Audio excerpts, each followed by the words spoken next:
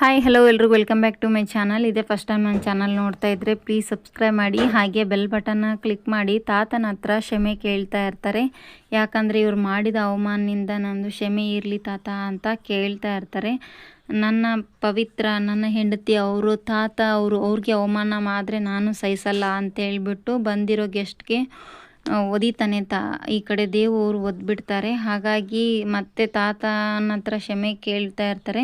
ಅದನ್ನು ನೋಡಿದ ಪವಿತ್ರ ಹೇಳ್ತಾ ಇರ್ತಾಳೆ, ಇಷ್ಟೊಂದು ಒಳ್ಳೆಯವರು ಅಂತ ಗೊತ್ತಿರಲಿಲ್ಲ ನೀವು ಇಷ್ಟೊಂದು ನನಗೆ ಒಳ್ಳೆಯದಾಗಿ ಸಹಾಯ ಮಾಡ್ತಾ ಇದ್ದೀರಾ, ಇಷ್ಟೊಂದು ಒಳ್ಳೆ ಗುಣ ನನಗೆ ಕಾಣಿಸ್ಲಿಲ್ಲ ಅಂತ ಹೇಳ್ತಾ ಇರ್ತಾರೆ. ನಾನು ಸುಮ್ಮನೆ ನನ್ನ ಫ್ಯಾಮ್ಲಿಗೆ ಸಪೋರ್ಟ್ ಮಾಡ್ತಿದ್ದಾರೆ ಅಂತ ಅಂದ್ಕೊಂಡಿದ್ದೆ, ಆದರೆ ನಿಮ್ಮ ಮನಸಾರೆ ನೀವು ಮಾಡ್ತಾ ಇದ್ದೀರಾ ಅಂತ ನನಗೆ ಗೊತ್ತಿರಲಿಲ್ಲ ಅಂತ ಹೇಳ್ಬಿಟ್ಟು ಪವಿತ್ರ ಮನಸ್ಸಲ್ಲೇ ಅಂದ್ಕೊಳ್ತಾ ಇರ್ತಾಳೆ. ದೇವ್ಗೆ ಹೇಳ್ತಾ ಹಾಗೆ ಅವರು ಹೇಳ್ತಾರೆ, ಸರಿ ಮನೆಗೆ ಬಿಟ್ಟು ಬರ್ತೀನಿ ನಿಮ್ಮನ್ನು ಅಂತ ಹೇಳಿಬಿಟ್ಟು ಎಲ್ಲರನ್ನು ಕರ್ಕೊಂಡು ತಾತ ಮತ್ತು ಅವರ ಅಪ್ಪ ಸುಮಂತನ್ನು ಕರ್ಕೊಂಡು ಹೋಗ್ತಾರೆ. ಹಾಗೆ ಪವಿತ್ರ ಕೂಡ ಕೇಳ್ತಾಳೆ, ನಾನು ಬರ್ಬೋದಾ ಅಂತ. ಸರಿ ಬಾ ಅಂಥೇಳಿ ಕರ್ಕೊಂಡು ಹೋಗ್ತಾರೆ ಮನೆಗೆ.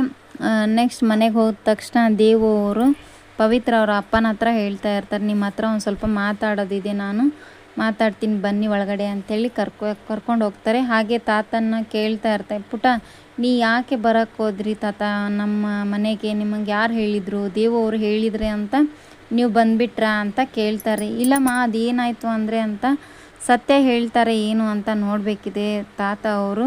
ಹಾಗೆ ರಾಧಿಕಾ ಬಂದಿರೋ ಕೋಪದಿಂದ ಹಾಗೆ ಪವಿತ್ರನ ಏನು ಮಾಡ್ತಾಳೆ ಅಂತ ನೋಡಬೇಕಾದ್ರೆ ನೆಕ್ಸ್ಟ್ ವಿಡಿಯೋದಲ್ಲಿ ಹಾಕ್ತೀನಿ. Thank you for watching, keep support, thank you.